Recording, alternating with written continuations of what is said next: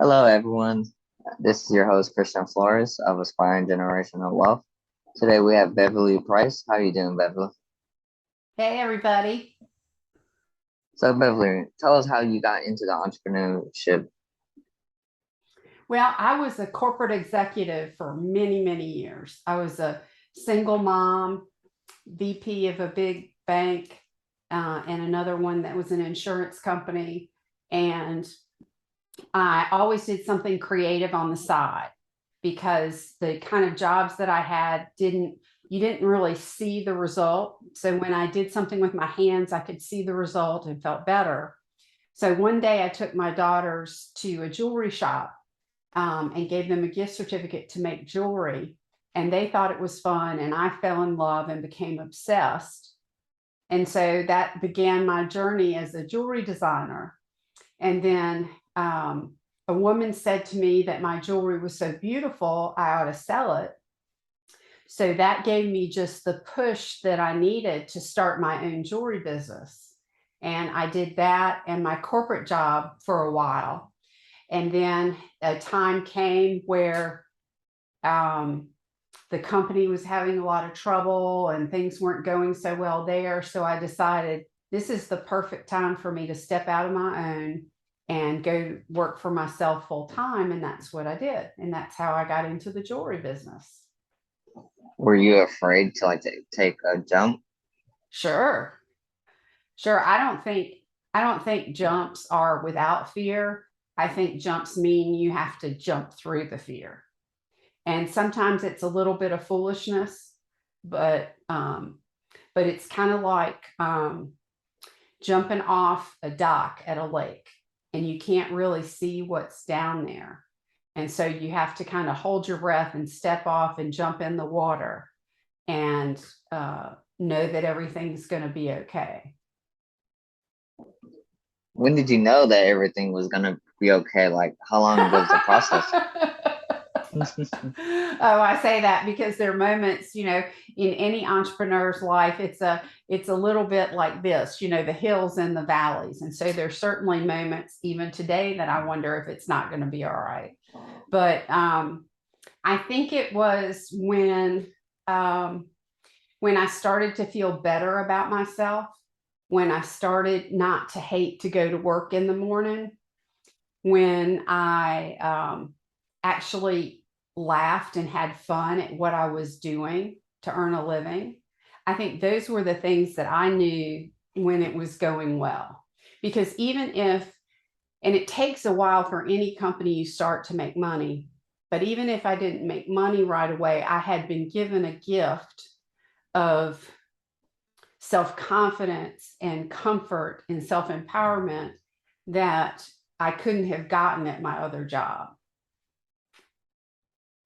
Uh, so, how did you create? Like, what jewelries do you make? Well, I make necklaces like this, I make earrings, and I make bracelets, and I do some special pieces for brides that are getting married. I make men's leather bracelets. I do not make rings, and I do custom work, and all of my other designs are one of a kind, so there's not another piece like them. Okay, that's nice. How do you market your business? Do you do more online? Well, I had started out in more brick and mortar stores. And then when COVID hit, it gave me the encouragement to really start moving more online. And so I stopped selling in some of the stores that weren't profitable and reduced my number of stores and then was going to go 100% online. So that's where I am now. And it's a combination of email marketing, social media ads, word of mouth. Those probably would be the biggest ones. So how did you get the contracts for like the brick and mortars? Did you have your own like store or did you like go into a business and got a contract? Yeah, it's selling jewelry in someone else's store. Okay. So, and many of the designer dress wear, designer gift shops want you to sell your jewelry in their store, but naturally they get a percentage of it when they do that. So that's another reason I wanted to move 100% online, was to improve the profit margin. But what I learned was there was a whole nother realm of expense and knowledge needed to go 100% online. So how was that process? It's slow. I mean, it meant beefing up my website.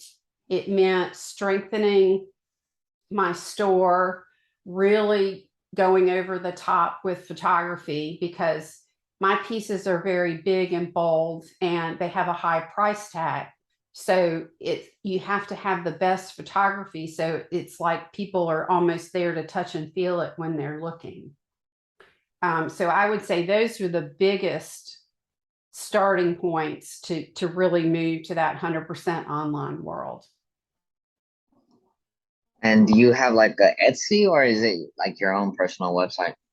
It's my own personal website. Okay, that's nice. I It's know. called Nastava Artisan Jewelry. It's Nastava. And I named it after three women that I admire most. So it's my daughter, Natalie, the first two letters of her name, Na. My daughter, Stephanie, is the Sta. And my mother, Virginia, is the Va. So it makes Nastava Artisan That's nice. Jewelry. Yeah. That's very creative. Yeah. So, no. Um, oh yeah, I remember what I was gonna. So, how did you like balance like being a parent and then doing all this side hustles and as well as your full-time job? Well, not too well sometimes. My daughters will probably tell you I could have done a much better job, but um, I think that when I started the jewelry business, they were teenagers. So I didn't start it when they were very small. And I had actually had a goal of staying at the same company until they were in college. And I left 2 years sooner than my plan was because I just wanted to get out of there. Um, I think that it's a real tough balancing act. You have to decide what's most important, and then you have to try your best to have what you do align with what you want it to be. And sometimes that's a lot easier said than done, and sometimes it's a lot harder, because your children need you, your business needs you, and it just depends on the amount of time you've got available. But I was also a single mom, so that made the stress even harder. Okay, then how do you balance like for yourself? Like, how do you find balance like out of business, out of like family? When do you know? Yeah. Well, if I'm real honest, I don't think I had balance back then. I think I was just doing everything I could just to keep all the balls in the air. I think now that my children are grown, it's much easier to have balance. But the people, when you have those huge roles, you're not going to do any one of them perfectly. So first of all, you have to kind of accept that you're human and you can't be perfect. And then you have to do your best to kind of put your money where your mouth is.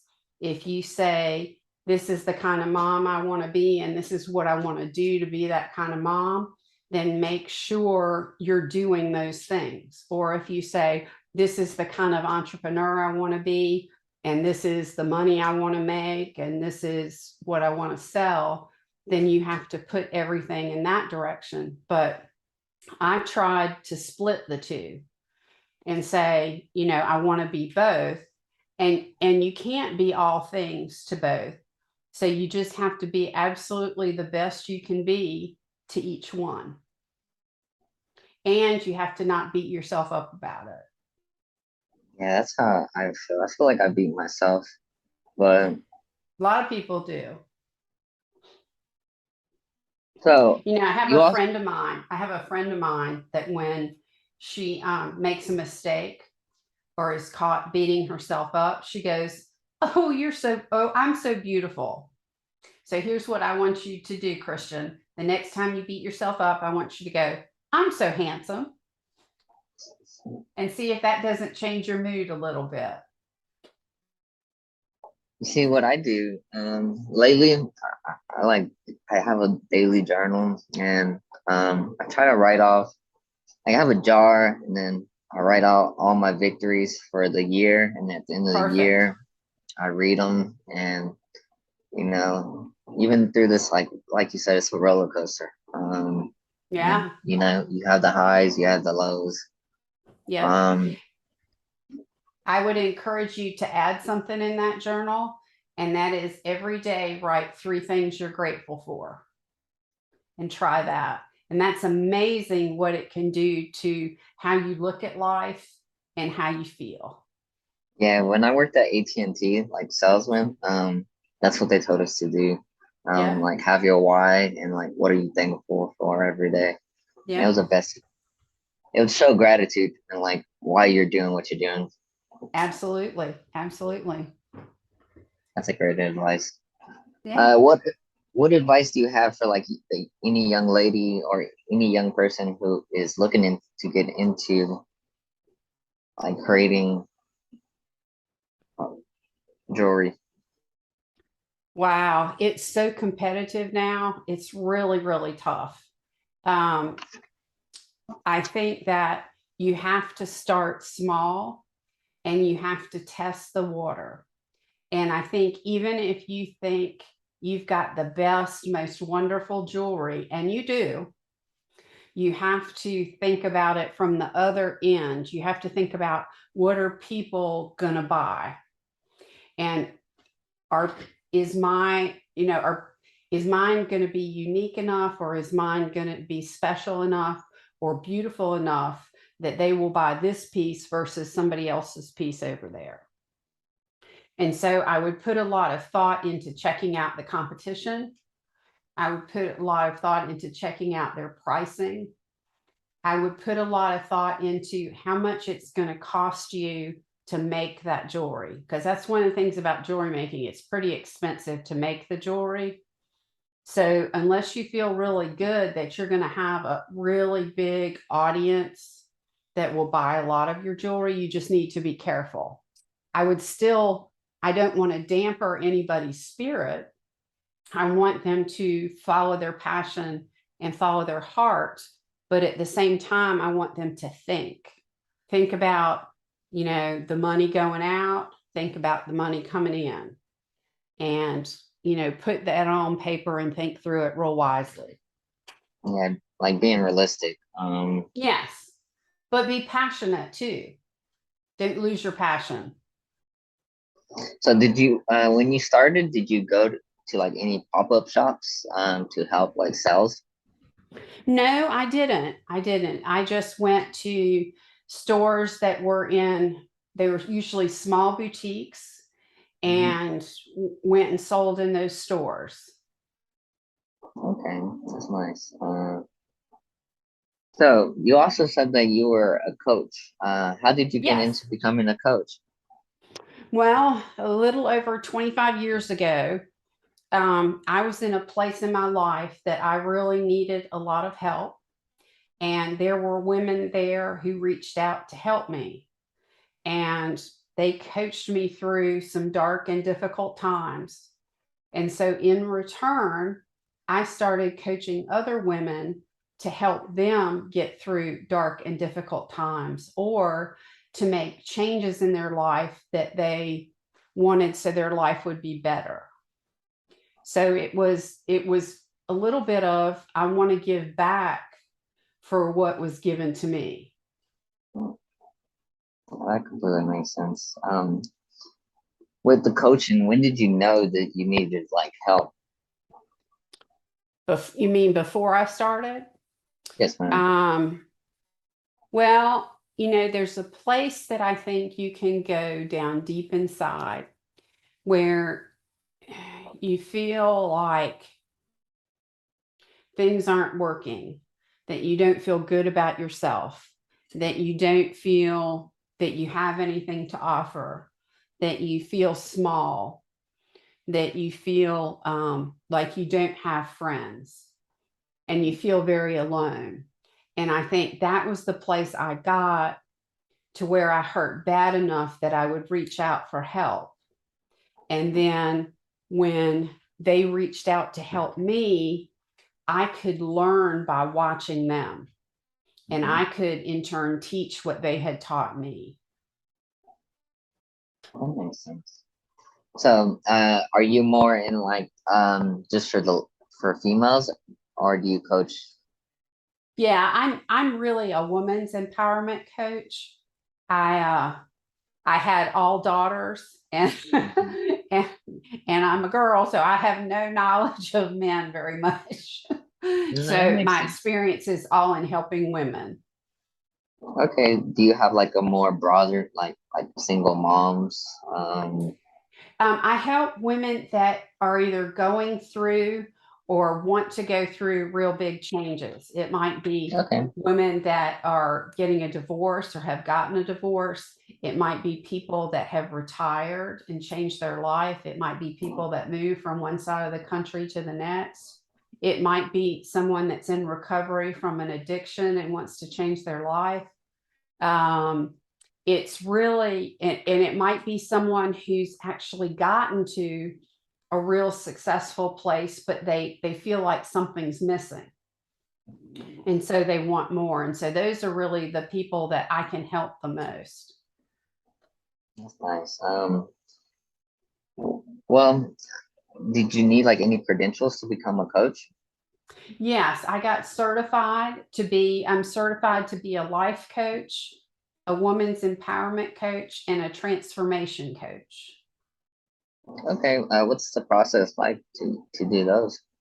Well, you can do it in a number of ways. You take classes and you do a lot of studying, a lot of homework, and then you have assignments and then you have evaluations. So it's like school, Mhm. essentially. Do And you you have to have to go through that. Yeah. do you have to like renew your license? It's kind of like No, you don't. okay, that's nice. No, coaching is an unregulated group right now. You don't have to be certified, but it sure is smarter for clients to go to people who are certified. Certified. Yeah, you Yeah. don't want to just go to anyone. Yeah. Because really anybody could hang up a sign and say, I'm a coach. Yeah, I see that. I see it Yeah. more like people trying to be an influencer and then they say they're a coach. Yep. So it's like it's popping up more and more. Yep. So, uh, as well as you said that you had a podcast. What is your podcast about? It's all about women's empowerment and it's called Her Self Expression.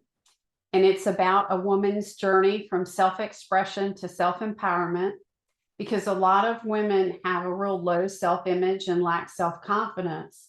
And it's all about helping women to get to the other side, much like my journey, where I went from one side of self empowerment to the other. I want to take those women with me on that journey.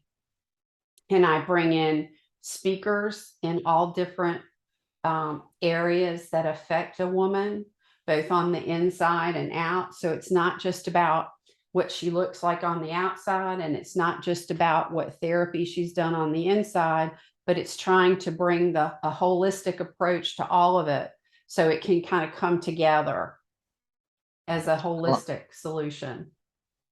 how long have you had your podcast? It's debuting August 1st. Okay, that's So nice. it hasn't hit the airwaves yet, but we've recorded 10 sessions so far. That's nice. So you pre-record and then Yep. um see I need to do that. I record and then I upload, but my schedule's so like everywhere right now that it's hard Yeah. to Yeah. I have, for example, next week I'm recording 5. And so it's really crazy, but then I'll have a nice bank of them. So if something happened and let's say I got a cold or got sick and I couldn't record for 2 days, I have all these back there in my back pocket that I can pull out and use. I See, like to have have a month's worth ahead of time. that's what I try to do. I try to like have a lot lined up, and then my phone broke, and then Yeah. we were supposed to do it a while back, and Yeah. I lost the email. I couldn't reconnect, and Yeah. that was my goal because I was like, in case anything happens, I went a month without posting, and I was like, and it was on my mind Yeah. every day, but Yeah. I had something similar happen. Something about I have a desktop and then I have a laptop, and something went funky when they tried to sync. So now I've got my critical information also in a notebook, like people's emails and stuff, and also backed up to the cloud. yeah, I thought it was backed up on my iCloud because I have an iPhone, and you know how iPhone Yeah. saves the password, but I Yeah. guess I didn't save it, and I was like, Oh. it bit me. But Well, it's live and learn, right? You yeah, know, for we're sure. human. The only way we're going to learn is by stubbing our toe every once in a while. So how long is each episode for yours? It's going to be 30 minutes. 30 minutes, Okay. sometime maybe even shorter if I'm doing. It's going to be a combination of solo episodes and some interview episodes. So the ones where solo episodes might be a little bit shorter than that. But the interview episodes are usually going to be 20, 30 minutes. Yeah, the interviews are more easier. Solo is a lot harder. Like Yes, it is. I can have like 3 4 pages, and then it'll only be like 2 3 minutes of speaking. I'm like, how is Yeah. this so? How is this so? But Yeah. so you said you did like email marketing. So do you have like a where you send emails to every customer? Yes. Hmm. So did you learn how to market? Yes, I learned that in college. Okay, Yep. that's nice. Marketing, business. Uh, that's nice. Yep. Okay. Yeah. But Oh, I also turn to people that can help me too. I'm not an expert by any means, so I turn to a lot of different people to help me. that's something I need. I want to do the email because people say, that's, that's the way to do it, but I don't know Yeah. how to do it. Yeah. So, where can people find you? They can find me at nastavaartisanjewelry.com. That's NASTAVA jewelry.com. Or they can find me at Her Self Expression, which is the podcast. And I have a woman's Facebook group, but it's www.her-self-expression.com. Okay, if you can send it to me, I'll put it in my bio. As well as one last thing, uh, what is an advice to a younger lady or a younger woman that you would give to them? Believe in yourself no matter what anybody tells you, no matter what was told to you when you were a child, but know that you are important, know that you are strong, and know that you are a success. And believe that no matter what anybody tells you, says, or does. And that's the most important thing I could tell any woman. Okay, and with that, thank you for having me. Thank you so much. You You have a good take day. care. Thank Do. you.